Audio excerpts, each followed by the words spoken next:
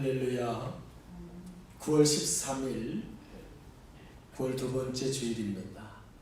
우리 포도나무 가족들 또 교회에서 가정에서 함께 모여서 경건한 마음과 자세로 하나님 앞에 주일 예배를 올려드리겠습니다. 다 같이 기도하시겠습니다. 평안을 너희에게 끼치노니 곧 나의 평안을 너희에게 주노라. 평강의 왕이신 주님, 우리와 함께 계신 줄을 믿습니다. 이 시간에도 우리가 온 마음과 온 몸을 다해서 하나님을 향해 드리는 이 예배를 기쁘게 받아주시옵고, 우리 각 사람의 심령 속에, 가정에, 이 성전에 하나님의 나라가 임하게 하여 주옵소서. 예수님의 이름으로 간절히 기원하옵나이다. 아멘. 우리 다 자리에서 일어나셔서 경배 찬송 10장 찬양을 드리겠습니다.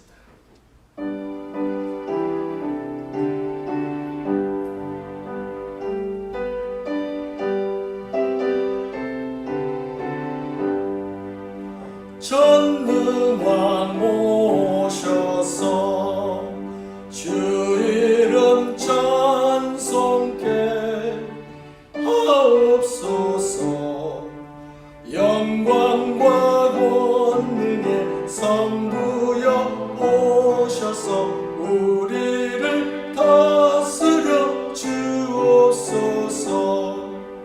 간생한 성자여 오셔서 기도를 들으소서. 택하신 백성들 복 내려 주시고 거룩한 마음을 주옵소서. 위로의 주 성령 오셔서 큰 증거 주옵소서.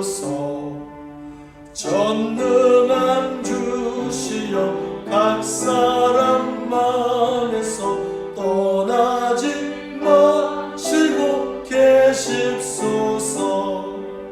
성삼위일체께 한없는 찬송을 드립니다. 존귀한 주님을 영광 중 배웠고 영원히 모시게 하옵소서. 아멘. 교동문 24번 시편 46편 이 믿음의 고백을 저와 여러분의 진심을 담아서 고백하겠습니다. 하나님은 우리의 피난처시요 힘이시니 그러므로 땅이 변하든지 산이 흔들려 바다 가운데에 빠지든지 바닷물이 솟아나고 뛰놀든지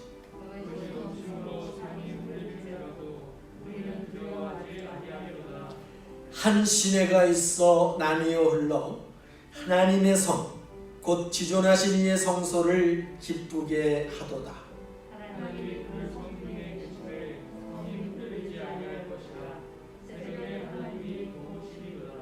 그가 땅 끝까지 전쟁을 쉬게 하시며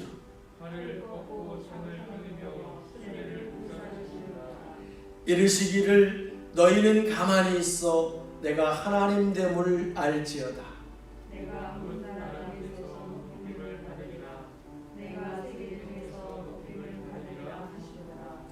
만군의 여호와께서 우리와 함께 하시니 야곱의 하나님은 우리의 피난처시로다.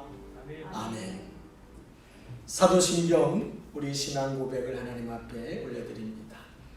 전능하사 천지를 만드신 하나님 아버지를 내가 믿사오며 그 외아들 우리 주 예수 그리스도를 믿사오니 이는 성령으로 잉태하사 동정녀 마리아에게 나시고 본디오 빌라도에게 고난을 받으사 십자가에 못 박혀 죽으시고 장사한 지 사흘 만에 죽은 자 가운데서 다시 살아나시고 하늘에 오르사 전능하신 하나님 우편에 앉아 계시다가 저리로서 산 자와 죽은 자를 심판하러 오시리라.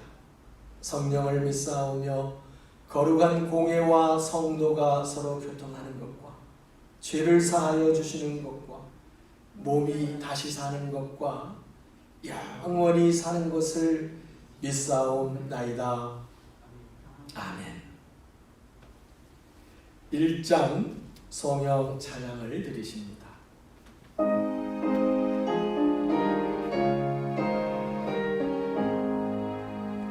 만복의 근원 하나님 온 백성 찬송 드리고 저 천사여 찬송하세 찬송 성부 성자 성령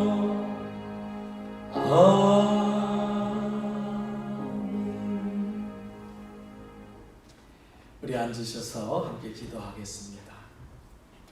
우리를 사랑하심으로 언제나 품어주시고 지켜주시고 보호하여 주시고 인도하시는 하나님 아버지, 이 소란스러운 시대에도 우리들의 생명을 붙들어 주셨고 우리의 가정과 직장, 삶의 모든 것들 비록 어렵고 힘들고 불편한 중에서도 이기게 하여 주신 은혜에 감사를 드립니다. 하나님, 무엇보다 우리를 하나님의 자녀 삼아 주셔서 주님 정신없이 살아가는 이 바쁜 세월 속에서도 우리에게는 영원한 나라가 있는 믿음의 소망을 기억하게 하시고 그러므로 시련과 고난을 인내할 수 있도록 믿음의 힘 주신 것에 특별히 감사를 드립니다. 아버지, 오늘도 이 성전에서 기도하는 자들, 예배하는 자들, 또 하나님의 가정에 주의 이름으로 모인 자들, 아버지, 어쩌면 일터에서 또 홀로 있는 그 자리에서 하나님 앞에 예배하는 자들을 기억하여 주시고 아버지, 그 심령을 열어 그곳에 하나님의 나라가 임하게 하여 주시옵소서. 주의 생명과 능력과 지혜가 임하게 하시고 살아계신 주의 음성이 들려지게 하여 주옵소서. 간과 웃기는 하나님, 이 시대를 불쌍히 여겨주시고 새롭게 회복시켜 주시옵시며 특별히 우리가 사랑하는 이 나라 대한민국을 하나님 붙들어 주시고 하나 되도록 어떤 형편 속에서도 진실한 백성들이 될 수 있도록 주님 이끌어 주옵시고, 또한 아버지, 특별히 어려움 중에 있는 한국 교회들을 주님 긍휼히 여겨주셔서 이 아픔이 단지 고난이 아니라 우리를 새롭게 하시는 하나님의 은혜의 역사임을 깨닫게 하여 주옵소서. 우리가 아버지 모이고 싶어도 모이지를 못합니다. 예배드리고 싶어도 우리 마음대로 할 수 없는 이 안타까운 현실을 긍휼히 여겨 주옵소서. 주님, 이제 모든 예배가 다시 회복되도록 믿음의 지체들이 모여서 서로 사랑하고 섬기는 자리가 기쁨의 자리가 될 수 있도록 하나님, 예수 믿으라고 외치는 그 즐거움이, 그 행복이, 그 복이 이 땅 방방곡곡에 다시금 퍼져나갈 수 있도록 선교사님들이 선교지에서 힘껏 외치며 하나님의 일들을 감당할 수 있도록 주님, 우리 어린아이들이, 우리 중고등부 학생들이, 청년들이 신앙의 양육을 받아야 될 그들이 아버지 이 어둠의 때를 지나가고 있음을 불쌍히 여겨주셔서 이제 모든 것을 제자리로 돌려 주시옵소서. 회복시켜 주시옵소서. 지금 예배하는 우리들이 변화되기를 하나님이 기다리고 계신 줄 믿습니다.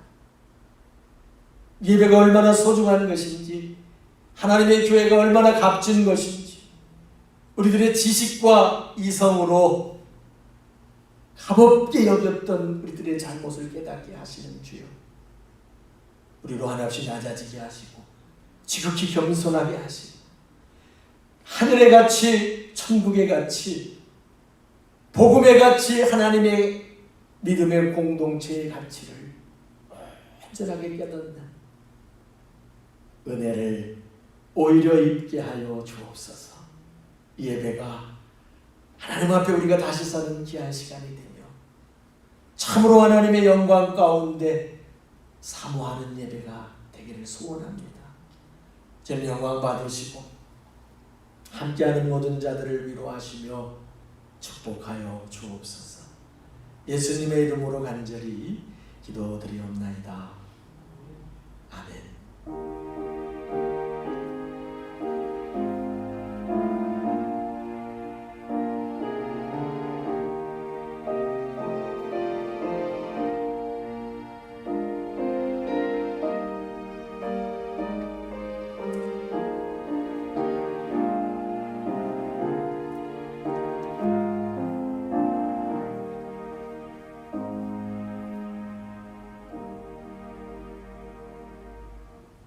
봉헌 찬양을 드리십니다. 211장 찬송의 고백과 함께 하나님 앞에 준비한 향기로운 예물을 봉헌하겠습니다.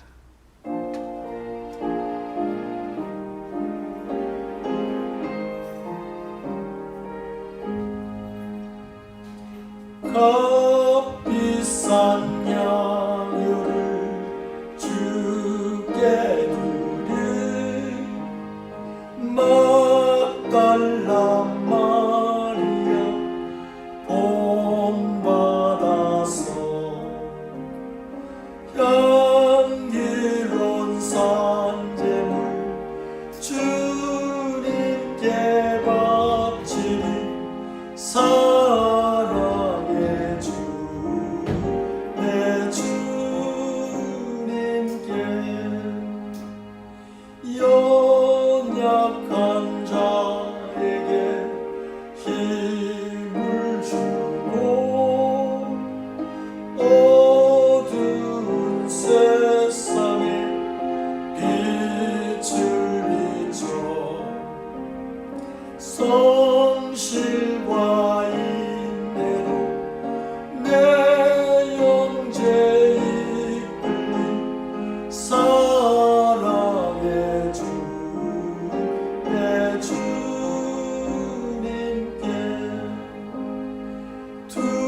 두려운 마음에 소망 주고 슬픔에 쌓인 자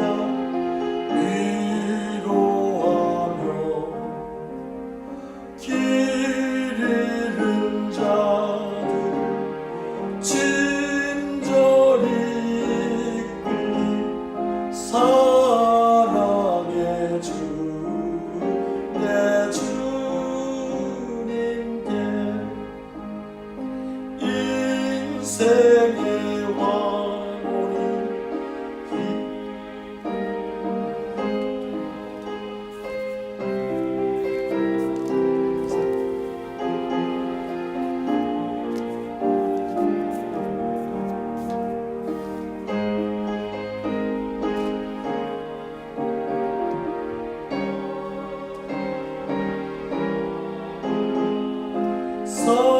사랑의 주 내 주님께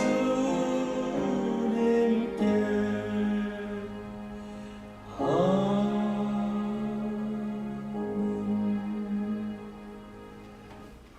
예물을 위해서 우리 함께 봉헌 기도드리십니다. 우리를 십자가에서 구원해 주신 우리 주님을 찬양합니다. 아버지, 한 번 죽는 것은 사람에게 정하신 것이고 그 후에는 반드시 천국과 지옥의 심판이 있으며 영생과 영벌의 분별이 있다고 말씀하십니다. 그 소망을 우리에게 주시고 슬픔 중에도 위로하시고 새 힘을 주시는 주님 은혜에 진심으로 감사합니다. 사업장들이 문을 닫게 되고 아버지 일자리가 없어지고 교회도 문을 닫는 이 참으로 혹독한 어려움인데 그래도 하나님 우리에게 일할 수 있게 하셨고 그래도 우리에게 먹을 것을 주셨고 그래도 우리가 함께 섬길 수 있는 이 믿음의 고백 주신 것에 진심으로 감사합니다. 아버지, 지금 선교지가 너무나도 어렵습니다. 하나님의 교회들 가운데 아버지, 이제 지탱할 수 없는 그런 지경에 이른 교회들이 너무나 많아지고 있습니다. 또 우리가 함께 주의 이름으로 섬기던 부도나무도 주님 참 쉽지 않은 상황 속에 놓여져 있습니다. 우리에게 다시 한번 주님 앞에서 우리들의 모습을 온전히 볼 수 있는 은혜 주시옵고 아버지, 작은 것을 심고 참으로 큰 것을 거두게 하시는 하나님, 어려울 때 진실한 믿음을 보게 하시는 하나님, 우리 이 땅의 모든 교회와 주의 백성들이 하나님 앞에 그 믿음의 고백을 사업장을 축복해 주시고 직장들을 축복해 주시고 가정들을 주님 축복해 주시고 우리 믿음의 가족들, 자녀들을 축복해 주셨습니다.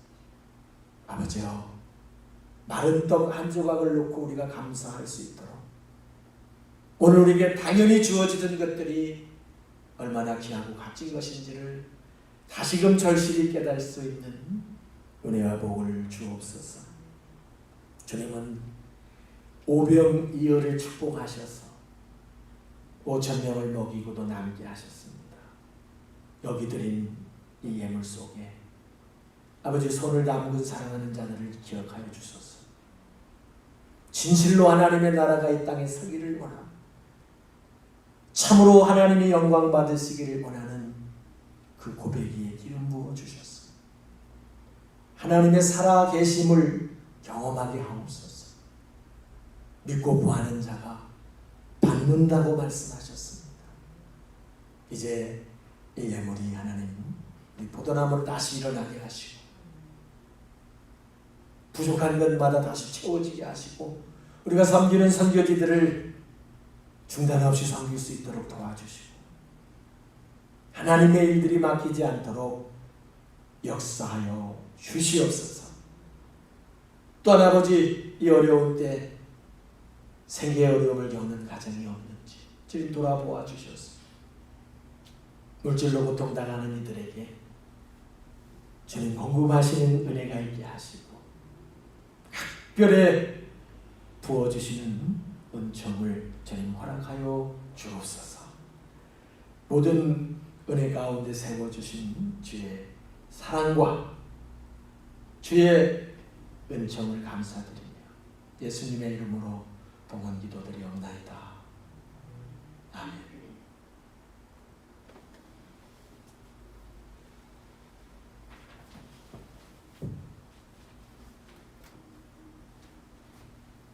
할렐루야. 네, 너무나 반갑고 또 반갑습니다. 충분히 거리가 있으니까 이렇게 한번 쳐다보시면서 반갑습니다 인사 한번 하시겠습니다. 네. 가정에서도요. 네. 아까도 봤고 지금도 보고 또 보지만 네, 반갑습니다. 네. 반가운 얼굴들입니다, 여러분. 네.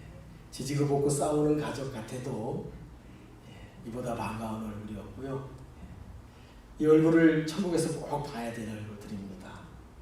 믿으시면 아멘. 네, 여러분 가족들 모두 정말 진실한 믿음으로 다 천국 백성 되기를 축복합니다.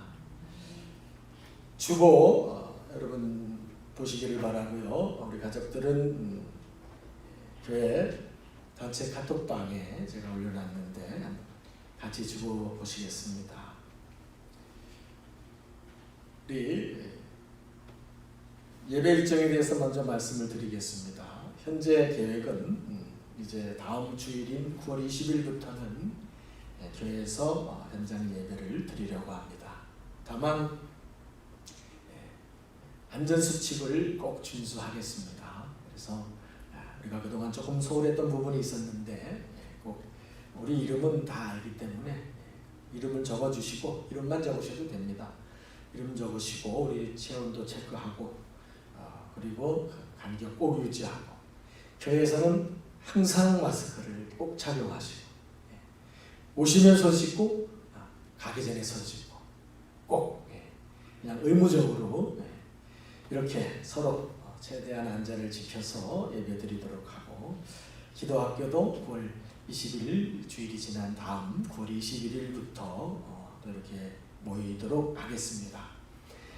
여러분이 조금 코로나에 대해서 오해를 가지시는 분들이 있습니다.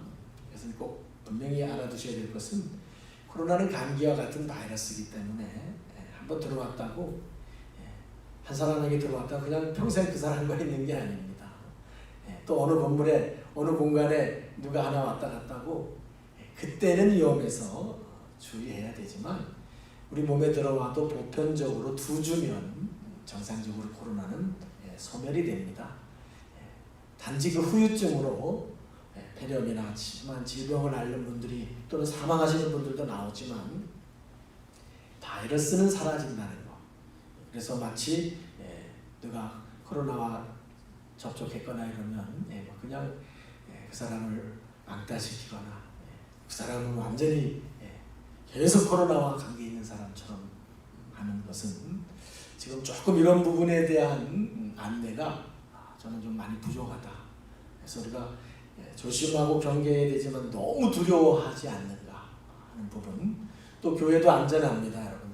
수차례 대대적 소독을 했고요.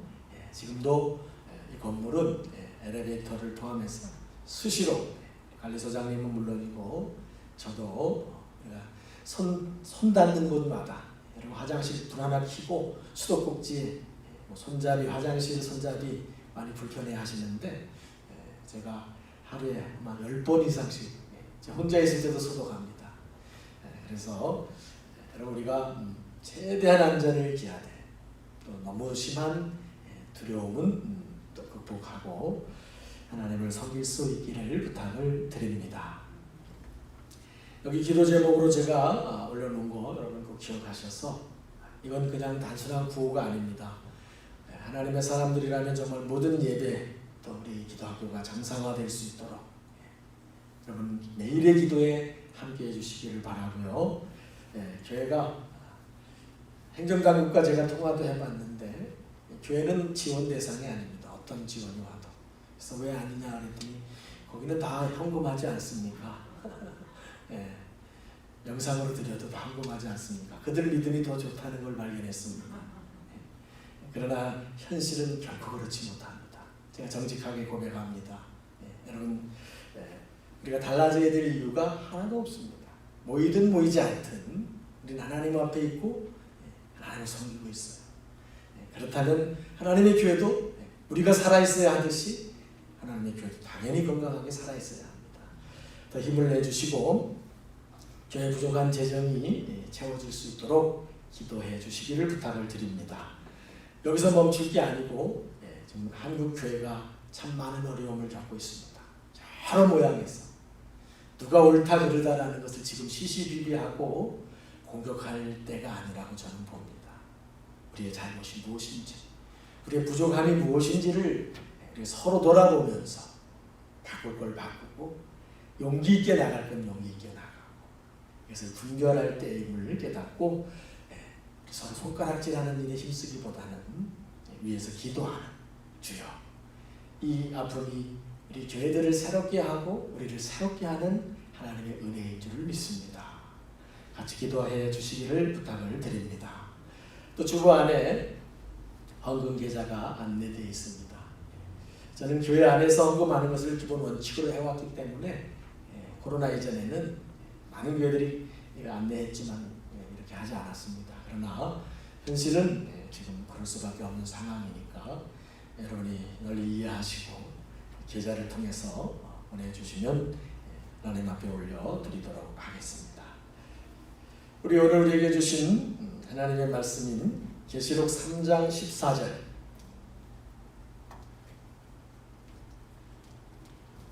요한계시록 3장 14절에서 22절, 신약성경 402쪽입니다.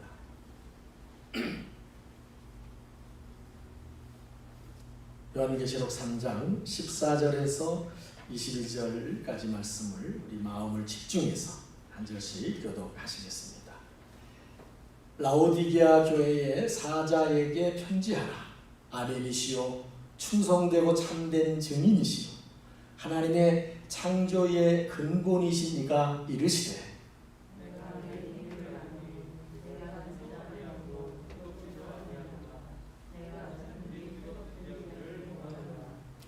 내가 이같이 미지근하여 뜨겁지도 아니하고 차지도 아니하니 내 입에서 너를 토하여 버리리라.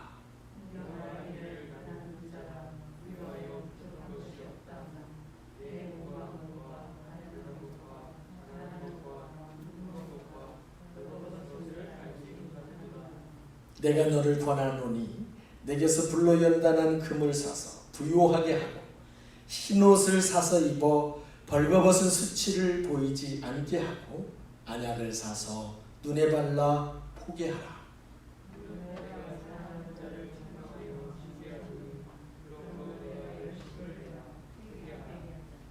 볼지어다 내가 문 밖에 서서 두드리노니 누구든지 내 음성을 듣고 문을 열면 내가 그에게로 들어가 그와 더불어 먹고 그는 나와 더불어 먹으리라.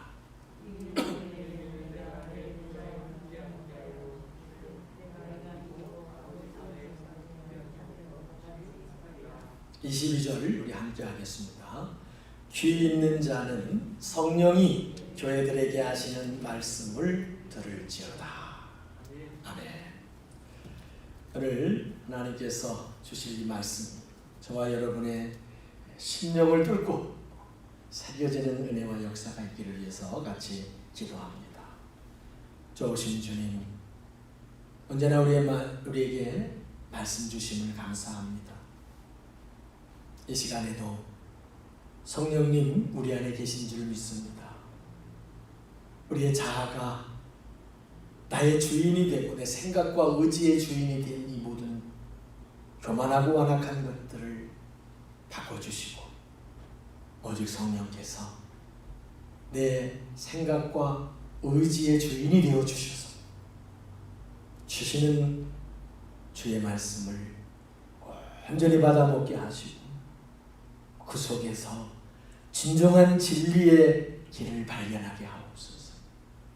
내가 듣고 싶은 것을 들으려는 시간이 아니라 주께서 듣기 원하시는 음성을 듣고 분별할 수 있는 믿음으로 축복해 주옵소서.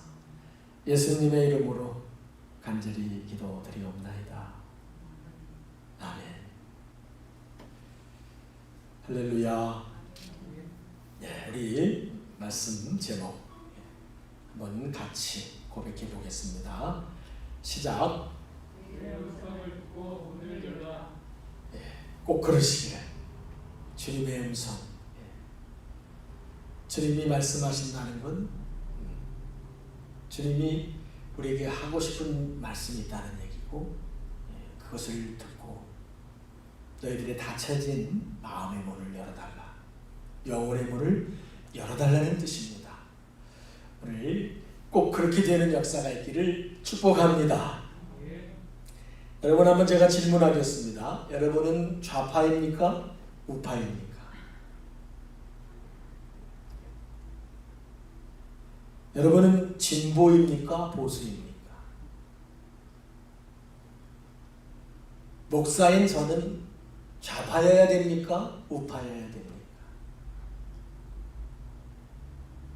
저는 진보여야 됩니까? 보수여야 됩니까? 아침 잘 드시고 많이 당황하셨죠? 여러분, 이 문제는요, 우리가 살고 있는 이 시대 한국교회를 관통하고 있는 피할 수 없는 문제예요. 저도 이런 부분은 정말 안 다루고 싶고 언급하지 않으려고 무척 애쓰는 사람 중에 한 사람인데요. 그런데 지금 한국교회, 한국의 성도들을 관통하고 있는 피할 수 없는 문제. 많은 성도님들이 이 문제를 가지고 각자마다의 견해를 가지고 갈등하기도 하고 갑론을박을 하고, 그것 때문에 교회들이, 아니 한국교회 전체가 이쪽 저쪽으로 흔들리기도 하고, 도대체 무엇이 선이고 무엇이 선이 아닌지도 헷갈리는 그런 어려움 속에 있는 게 현실입니다. 많은 성도들이 내 주장이 옳다고 갑론을박을 합니다. 그럼 우리는 한번 반드시 물어봐야 됩니다. 무엇이 옳은 겁니까? 무엇이 정답입니까? 그럼 우리는 어떻게 정답을 찾을 수 있겠습니까? 간단합니다.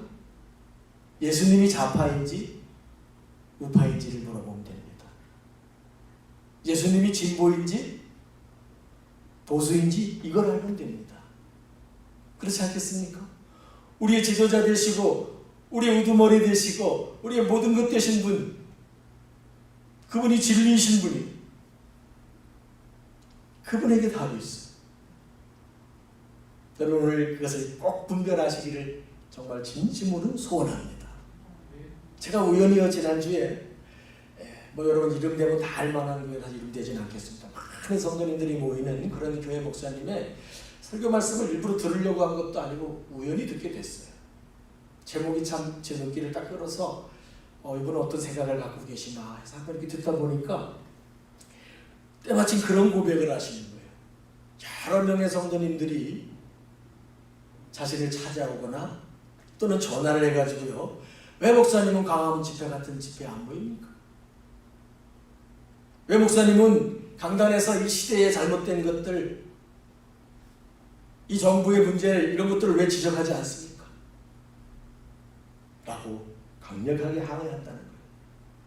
또 그런가 하면 다른 분들이 또 똑같이 왜 그런 사람들을 목사님이 지적하지 않으시고 왜 그런 사람들이 교회를 분열시키는 것에 대하여 단호하게 책망하지 않으십니까? 이런 항의를 똑같이 한다는 겁니다. 근데요, 그 목사님이 자기 주변에 가까운 목사님들과 대화를 나눠보니까 자기만 그런 줄 알았는데 많은 목사님들이 똑같은 처지에 있더라는 거예요. 저도 참 공감이 갔습니다. 여러분 제가 오늘 분명히 말씀을 드리는데요, 어떤 분들은 그렇게 생각하십니다. 이쪽이든 저쪽이든지 간에 목사들이 겁이 많다, 정보를 두려워하고 성도가 갈까봐 걱정해서 쫄짱부들이 돼가지고 입 닫고 눈치 본다. 대부분 이렇게 해석을 하십니다. 그런 부분에 대해 의견을 밝히지 않으면 그런 쪽으로 해석하는 것을 제가 지금까지 많이 보아왔고, 이분들의 고백을 들어봐도 다 그런 지적을 받고 있다는 것을 느낍니다. 적당히 보신해서 그냥 교회나 유지하고, 물론 그렇게 생각하는 분이 있을 수도 있을 겁니다. 그러나 제가 분명히 고백하거니와 그런 차원의 생각이 아닙니다. 그런 차원의 문제가 아닙니다. 우리가 먼저 분명히 해둬야 될 것은요, 어느 쪽이든지 간에 이것이 교회를 분열시키는 이유가 되거나 이것이 교회를 떠나는 이유가 된다면 그분은 정말로 복음을 잘못 알고 있는 거예요. 예수님이 십자가에 자신의 몸을 찢어 희생함으로써 우리에게 세워주신 이 생명의 공동체된, 천국의 공동체된 하나님의 교회를 너무나도 잘못 이해하고 있는 거예요. 여러분 주님 앞에서 그 책임은 결코 작지 않을 것입니다. 제가 감히 뭐라고 말씀할 수는 없으나 주님의 몸을 찢어주신 그 교회를 그런 이유들로 인하여 아프게 한다면 그게 어느 쪽이든 그 책임은 결코 작을 수 없다는 거예요. 여러분, 제가 오늘 질문을 좀 많이 하겠습니다. 코로나가 한국교회의 축복일까요? 저주일까요?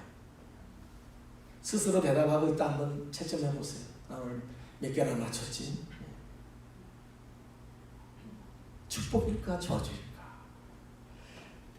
좋아하진 않지만요, 지금 한국교회는 어쩔 수 없이 코로나의 중심에 서 있어요. 누구도 이걸 부정할 수 없습니다. 일부 교회나 목사님들의 실수도 있었고 또 지나친 행동들도 있었습니다. 그래서 민폐를 끼친 것을 우리가 부정할 수 없습니다. 그런가 하면 그런 일부의 잘못을 모든 교회와 성도들의 책임을 물어서 또 좀 지나치게 규제를 받고 있는 그런 억울한 부분도 있습니다. 양면이 다 있습니다. 우리는 지금 7개월일째 정상적 예배를 드리지 못하고 석회로 모이거나 교제하지 못하고, 저는 정말 안타깝게도 아이들을 볼 수가 없어요.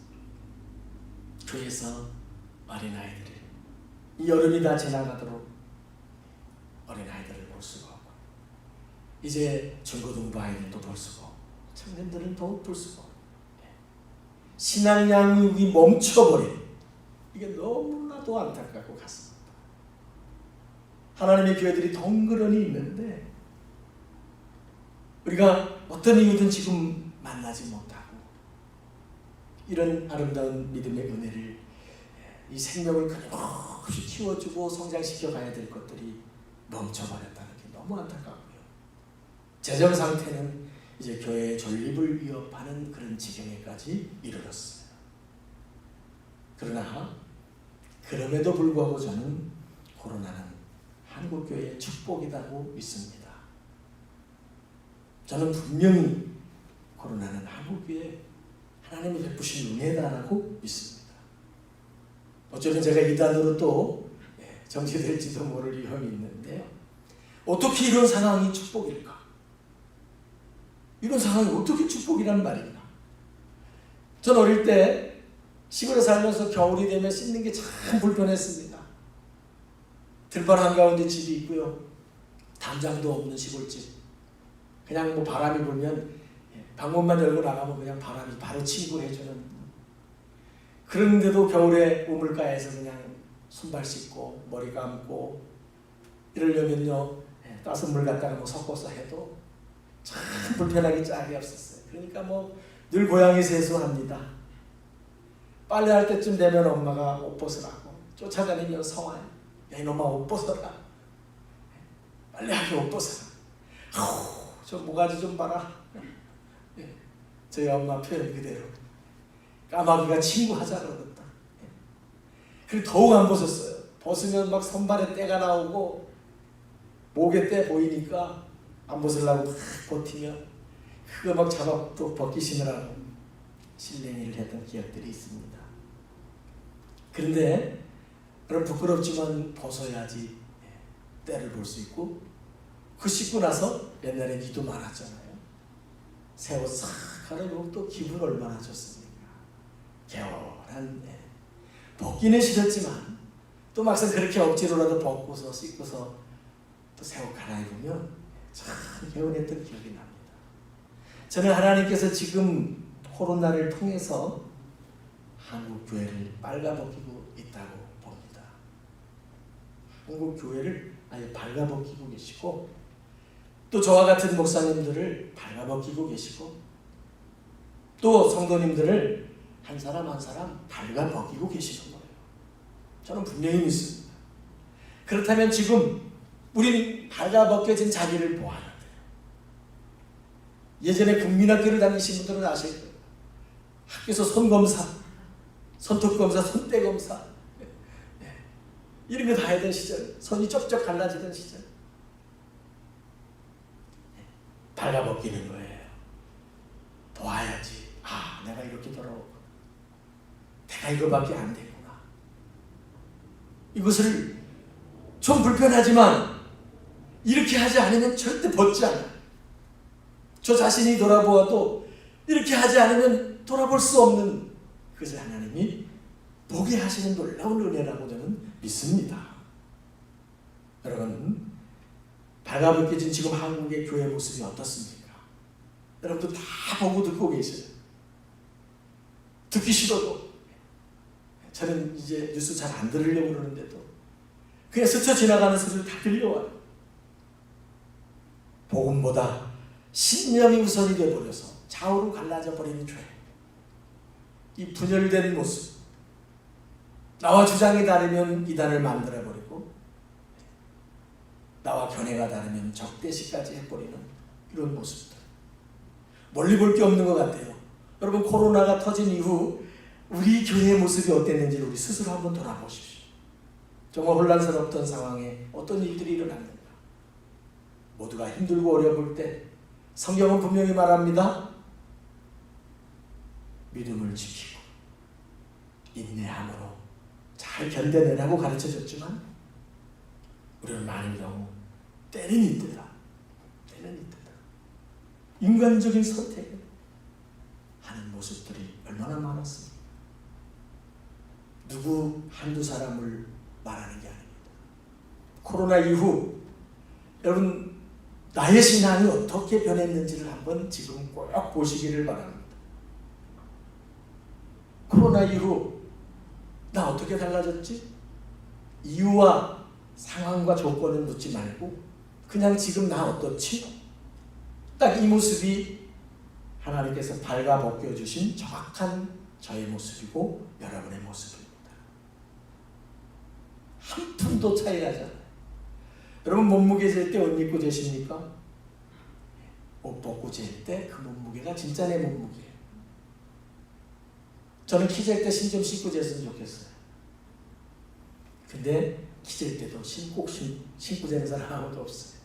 신발 벗습니다. 그래야 그게 진짜 내 키. 하나님이 지금 저는 한국 교회와 모든 성도님들을 향하여 저와 같은 사람들을 향하여 발가벗기시면서 너의 민낯을 보라고 하시는 거예요. 이걸 보는 사람은 축복입니다. 할렐루야. 엄마가 벗길 때 엄마가 나를 겨울에 얼려 죽이려고 벗기시겠습니까? 심지어 시골에서 때밀이 타올 없으니까 돌멩이로 막 때를 밀었던 기억도 있어요. 아파 죽겠어요. 비명 지르고. 그래도 이때가 드러나야 이때를 씻겨야 그 다음에 우리는 새 옷을 입을 수가 있고, 여러분 구두를 닦아도 때 빼고 광 낸다고 표현하잖아요. 때를 뺀 다음에 광을 내는 겁니다. 때가 덕지덕지 묻은 채로는 광을 내봤자 소용이 없어요. 그래서 하나님께서 지금 저와 여러분을 벗기고 계셨고 벗기셨어요. 우리 그대로 볼 수 있기를 바랍니다. 할렐루야.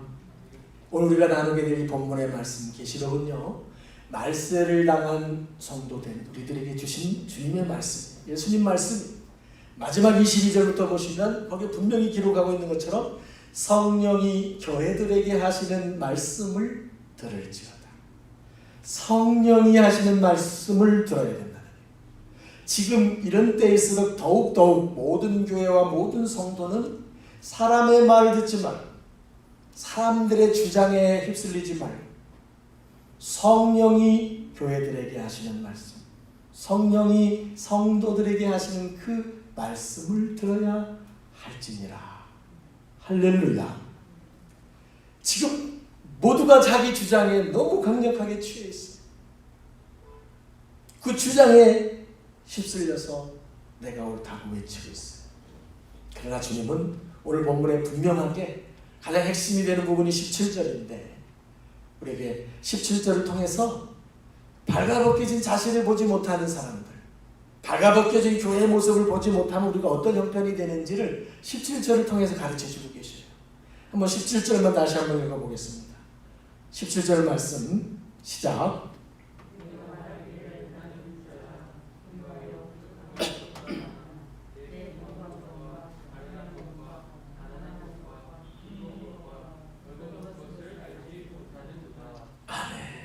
주님은 너무 안타까우신 거예요. 너희들이 진짜 모습을 못 본다는 거예요. 너희들이 얼마나 영적으로 가난한데 나는 부자요. 내가 좀 알아요. 내 견해가 얼마나 옳은지 아십니까? 하나님은 우리가 참 공고해 보이고 너무 가련해 보이고 정말 벌거벗어 수치가 다 드러나고 있고 거기 시커먼 때들이 덕지덕지 붙어있는데도 화려한 옷을 걸치고 내가 얼마나 멋진 줄 아냐? 이렇게 생각하고 있다는 겁니다. 그것을 깨닫게 해주시기 위해서 하나님이 우리를 벗기시는 거예요. 여러분, 우리 한번 정직하게 교회들을 돌아보십시다. 우리 자신서부터. 교회들이 많은 사람이 모이면 좋은 교회가 되고, 건물이 웅장하면 큰 교회가 되고, 예배가 음악이 화려하고 이런 것들이 아름다우면 좋은 교회가 되면서 그 속에 가려진 우리들의 탐심과 그 속에 가려진 얼마나 많은 복음에서 떠나가 버린 그런 모습들이 숨겨져 있는지, 우리 한 사람 한 사람은 또 주님 앞에 얼마나 거짓된 신앙을, 얼마나 부끄러운 삶의 모습들을 마치 베들레헴을 옷으로 가리고 여러분의 군사의 몸매를 그냥 옷자락으로 숨기듯이, 그러고도 적당히 나는 날씬하고 우리 스스로가 지금 취해 있는지를 우리가 보기를 주님 원하신다는 거예요. 그래서 우리를 발라벗기시고 교회를 발라벗기시고 사람들에게 욕먹는 거 저는 크게 두려워할 일이 아니라고 봅니다. 많은 목사님들과 교회 성도님들이 걱정합니다. 이렇게 교회가 욕먹어가지고야 앞으로 소망이 있겠는가. 저는 오히려 욕을 먹어야 소망이 있다. 빨가벗고 욕먹고 잘못한 거 씹고 깨달으면 소망이 있어. 근데 욕먹기 싫어요. 사람들에게 인심 없고 적당히 덮고 갑시다. 이러면 이건 복이 아닙니다. 여러분, 주님이 왜 우리를 발라벗기시는지 우리가 여기서 깨닫는다면 이제 정말 거부하지 말고 한번 주님 앞에서 우리가 발라벗어 볼 수 있기를 바랍니다. 그리고 발라벗겨진 자신을 정말 그 민낯, 정나라한 나의 신앙의 모습, 나의 삶의 모습, 주님 앞에 나의 모든 본전, 이거 한번 그대로 보는 거예요. 이거보다 값진 교훈은 없어요. 이거보다 귀한 은혜는 지금 저는 없다고 확신합니다. 그걸 발견한 사람은 코로나가 축복이고, 이거 발견 못하면 코로나는 그냥 저주예요. 살만 괴롭히고 믿음만 다 망가뜨리고 이대로 끝나고 마는 저주가 되고 맙니다. 여러분, 가룟 유다가 예수님을 은 30개 받고 유대교 무리들에게 팔아먹었어요. 많은 분들이 생각합니다. 왜 유다가 예수님을 팔았을까? 돈을 탐했기 때문이다. 가룟 유다는 돈꾀를 맡았던 사람이고 돈을 워낙 좋아했었기 때문에, 돈을 밝히는 사람이었기 때문에 예수님을 팔았다라고 많은 분들이 생각하지만요, 여러분, 유다가 마지막 죽을 때 성전에다 그 돈 집어 던지고 그리고 죽어요. 그런 것들로 볼 때 설득력이 많이 떨어집니다. 물론 가룟 유다가 아니고는 100% 장담할 수는 없으나 다른 설들이 있어요. 가룟 유다는 당시 로마의 식민지였던 이스라엘 나라, 그 나라의 독립을 위해 투쟁하는 단체인 열심당 당원이었어요. 우리로 말하면 외정시대 때, 일제시대 때 독립단, 독립투쟁을 하는 그런 모임입니다.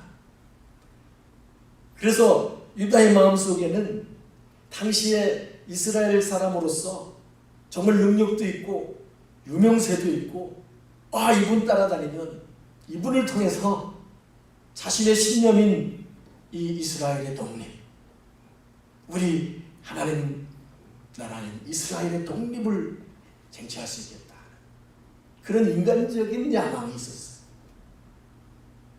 그런데 가면 갈수록 주님이 그런 방향으로 가시지를 않는 거예요.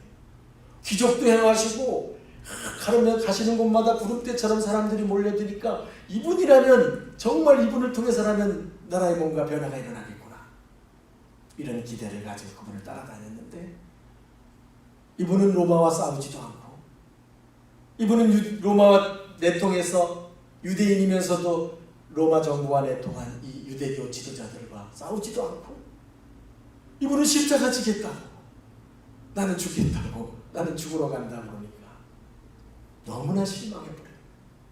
자기 생각과 완전히 반대로. 그래서 주님을 궁지에 몰면, 이렇게 유대인 지도자들에게 바라버려요. 궁지에 몰리면 이분이 아마도 로마와 싸울 거고 유대교와 싸우지 않겠는가 하는 자기 나름의 계산을 했다는 설이 저는 더 설득력이 있다고 믿습니다. 그런데 결과가 유다의 이 가론 유다의 기대와는 다른 방향으로 가버린 거예요. 하나님은 그 상황을 십자가를 지심으로써 부활의 역사를 이루신 쪽으로 써버리신 것이지, 가론 유다의 인간적 생각을 설마 그렇게까지 되리냐 했는데 전혀 그 방향으로 가지를 않았다. 그러니까 양심의 가책을 느끼고 자살하게 된 겁니다. 여러분, 가론 유다가 예수님을 따르며 제자훈련 다 받았어요. 근데 그의 생각 속에는 항상 예수님이 먼저가 아니에요. 가르침이 먼저가 아니에요. 이스라엘 나라, 자기가 신념으로 붙들고 있는 이 이스라엘 나라, 이 나라의 독립과 그것을 통해서 얻게 될 자신의 영광, 이게 자기에게 항상 1번이에요. 그래서 주님은 하나님의 나라를 말씀하시고 하나님의 나라 건설을 말씀하시는데 자기 마음에는 세상 나라, 이게 항상 앞에 있었어요. 그러니까 예수님이 좋은 스승이기는 하셨으나 자기 신념에 배반되는 순간 가차없이 예수님을 버리게 됩니다. 그렇지 않으면 가론 유다를 이해하기가 참 어렵습니다. 여러분, 예수님이 십자가를 지시기 직전 겟세마네에서 땀이 피가 되도록 간절하게 기도하시고 일어나셨을 때 가론 유다가 짠 사람들, 예수님 잡으러 온 사람들 다 데리고 그 자리에 나타납니다. 그가 뭔 행동을 했습니까? 가서 예수님을 안으며 입맞춤을 합니다.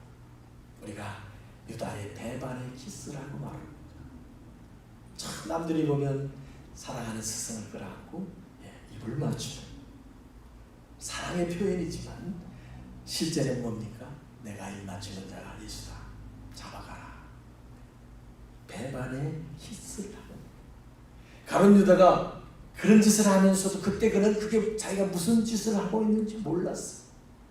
이게 얼마나 어마어마한 일을 하고 있는 건지, 이것이 역사 일에 영원히 얼마나 저주받을 일을 하고 있는 것인지 몰랐어요. 왜? 자기 신념의 포로가 되어 있었기 때문에. 자기가 확신하고 있는 이스라엘의 독립과 이거보다 소중한 가치는 없다고 자기는 너무나도 신념의 포로가 되어 있었기 때문에. 여러분, 유다가 만약에 그때 자기의 빨가벗겨진 자기 속내를 다 볼 수 있었다면, 유다가 그때 정말 자신의 내면을 돌아다볼 수 있었다면 이런 비극적 선택을 하지는 않았을 것입니다. 지금 우리도 그렇습니다. 주님은 코로나를 통해 우리를 발가벗겨서 거울 앞에 보라고 하시는 거예요. 수치를 주려고 하시는 것도 아니고, 주님이 왜 교회가 망가지는 걸 기뻐하시겠습니까? 주님이 왜 한국 교회가 망하기를 원하시겠습니까? 절대 그럴 일 없습니다. 다만 이렇게 싸워진 채로 가론 유다 같은 제자 1000명, 10,000명 모아놓으면 뭐하겠습니까? 그래서는 안 되기 때문에 한 사람이라도 거울 앞에서 너의 벌거벗은 믿음의 참모습을 보고 내 삶의 진정한 모습을 보고 다시 서는 것이 사는 길이고 복된 길이라는 것을 보여주시는 은혜인 줄 믿습니다. 그래서 저는 이게 진짜 복이고 은혜라고 확신합니다. 주님은 오늘 18절에 다시 말합니다. 이제 너희는 흰옷을 입어서 흰옷을 사입고 그 수치 좀 가려라. 너희들 벌거벗은 거 너희들이 얼마나 초라한 줄 아냐? 네 목에 때가 얼마나 많으냐, 손톱 끝에 때가 얼마나 많으냐, 네 삶의 때가 얼마나 많으냐, 네 신앙이 얼마나 부끄러운 줄을 지금 아느냐? 이제 보고 새 옷을 입어라. 새 옷이 뭐겠습니까? 새 삶이에요. 거룩한 삶. 성령의 음성을 듣고 그 음성에 순종해가는 삶을 살아요. 여러분, 코로나가 왔습니다. 생활은 달라졌고 예배 형태는 달라졌습니다. 그러나 실상 우리가 하나님 앞에서 달라져야 될 건 한 개도 없습니다. 이렇게 모일 수 있든지 모이지 못하든지 간에 하나님은 여전히 살아계시고 그분 앞에 우리의 신앙은 달라져야 될 이유가 한 개도 없습니다. 모이고 싶은데 모이지 못하는 아쉬움이 있고 더 열심히 내고 싶은데 그렇게 하지 못하는 아쉬움은 있지만 그렇다고 해서 우리가 하나님을 잊어버릴 수도 없고 하나님을 섬기는 예배를 어디서든 드릴 수 있고 하나님의 몸된 제단을 섬기는 일을 지금도 얼마든지 멈추지 않고 해야 하고 할 수 있는데 우리는 달라지고 있다. 1년도 지나지 않아서 우리는 너무나도 달라지고 있다. 이것을 보라고 주님이 우리를 발라먹이고 계십니다. 여러분 모두 존경하는 링컨 대통령은 이런 말을 한 적이 있어요. 하나님을 내 편으로 만들려 하지 말고 내가 하나님의 편이 되어야 한다. 하나님을 우리 편으로 잡아 끌지 말고 우리가 하나님 편에 서기를 구하라. 저는 정말 이 기도를 늘 기억하고 있습니다. 지금 얼마나 많은 주의 사람들이 하나님을 내 편으로 잡아 끌고 교회를 내 편으로 잡아 끌고 목사를 내 편으로 잡아 끌어야만 그래야만 그것이 옳다라고 확신하고 있습니다. 그러나 하나님은 어느 편이 아니십니다. 하나님은 절대로 어느 편이 아니십니다. 우리 예수를 믿는 사람들이라면 각자마다 견해가 있겠지만 누구라도 우리는 그리스도의 편일 뿐입니다. 할렐루야. 할렐루야. 20절에 주님, 저는 이 부탁을 우리 가족 모두가 기억했으면 좋겠습니다. 볼지어다 내가 문 밖에 서서 두드리노니 누구든지 내 음성을 듣고 문을 열면 내가 그에게로 들어가 그와 더불어 먹고 그는 나와 더불어 먹으리라. 예수님은 지금 이 위기 상황 속에서도 우리 각 사람의 심령 문을 두들기고 계시는 거예요. 정말 너희들이 진짜로 한번 열었으면 좋겠다. 너희들의 마음의 문을 좀 열었으면 좋겠다. 너희들의 영혼의 문을 정말로 열어봤으면 좋겠다. 두드리고 계시는 거예요. 그래서 부디 내 음성을 듣고 너희 마음을 열어달라. 사람이 열리려면 네 마음의 문이 열려요. 우리 영혼의 문이 열려야 돼요. 발가벗겨진 나를 발견하면 주님 앞에 정직하고 진실한 저 겨우 요만했군요. 저 이렇게 불살이 많았군요. 저 이렇게 게을렀군요. 저 이렇게 욕심쟁이였군요. 저 이렇게 하나님 믿음 한 푼어치도 없었군요. 제가 이렇게 물질을 신으로 삼고 살아왔군요. 제가 이렇게 열심히 있는 것 같았으나 진짜는 한 주먹도 안 되었군요. 여러분, 우리가 이것을 발견하고 그때 우리는 마음의 문을 열게 될 것이고 주님이 두들기고 계시는 그 영혼의 문이 진정으로 열리게 될 것입니다. 꼭 주님의 음성, 어떤 거짓과 위선과 장식과 포장 다 내려놓고 이런 주의 음성을 꼭 들으시고 주님 앞에 여러분의 마음의 문을 진실하게 여시기를 간절히 축원합니다. 소망을 주시는 하나님, 우리 몸 구석구석에 있는데 우리 마음속에 있는 그 많은 어둠과 거짓과 위선과 불신앙과 불순종, 하나님, 우리는 영원히 살기를 원하고 건강하기를 원하고 부유하기를 원하고 우리가 뜻하는 바가 잘 되기를 소원합니다. 그러면서도 주님, 나를 누구보다 사랑하시는 주님이 원하시는 모습에 우리를 맞추려 하지 않습니다. 주님마저도 내 생각에서 빗나갈 때, 내 신념에서 달라질 때, 주님의 종도, 주님의 교회도, 주님마저도 우리는 참 가차없이 버리는 이 안타까운 모습을 보게 됩니다. 주님, 가룟 유다 이야기는 전설이 아닙니다. 바로 우리들의 모습이요, 2000년 전의 이야기가 아니라 지금 우리들의 현장이라는 것을 깨닫습니다. 천국의 복음을 우리가 너무나 값어치 없게 만들고 있지는 않습니다. 그저 인간적인 이해와 계산 앞에서 하나님의 교회를 너무 초라하게 만들고 있지 않습니까? 주님, 불과 몇 달 사이에 우리가 그렇게 손가락질하던 가룟 유다처럼 주님 앞에 우리의 믿음을 버리고 배반하고 있지는 않습니다. 발가벗겨진 우리 자신을 보게 하신 은혜를 우리 포도나무 가지들이 다 볼 수 있기를 원합니다. 주님, 이 초라한 나를 보게 하시고 이제 새 옷을 입게 하여 주시옵소서. 그러므로 이 코로나가 정녕 우리의 모든 가족들에게 복이 되게 하옵소서. 예수님의 이름으로 간절히 기도드리옵나이다. 아멘.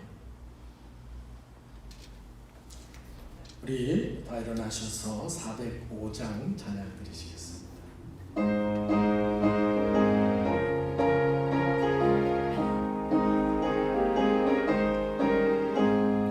주의 친절한 발에한 기세 우리 마음이 평안하리니 항상 기쁘고 복이 되겠네. 영원하신 발에한 기세 주의 발에 그 크신 발에 안기세 주의 발에 영원하신 발에 안기세 날이 갈수록 주의 사랑이 두루 광명하게 비치고 전성 가는 길 편히 가리니 영원하신 발에 안기세 주의 발에 그 크신 발에 안기세 주의 발에 영원하신 발에 안기세 주의 보좌로 나아갈 때에 기뻐 찬미 소리 외치고 겁과 두려움 없어지니 영원하신 발에 안기세 주의 발에 그 크신 발에 안기세 주의 발에 영원하신 발에 안기세. 아멘. 이제는 우리 구주 예수 그리스도의 구원해 주심을 해 하나님 아버지 우리를 발가벗기시고 때를 씻어주시고 새 옷을 입혀주신 놀라운 사랑하십니다. 성령님 우리 안에 계시면서 하늘의 은총으로 위로하시고 도우시고 인도하시는 교통하시는 역사가 이제 주님 우리의 발가벗겨진 이 모습을 온전히 보고 주님 앞에 다시 서서 진정한 은혜의 길 생명의 길을 기쁘게 달려가겠습니다. 다짐하고 결단하는 사랑하는 가족들 그 가정과 생업과 자녀 위에 이제부터 영원히 함께 하시기를 간절히 축원하옵나이다. 아멘.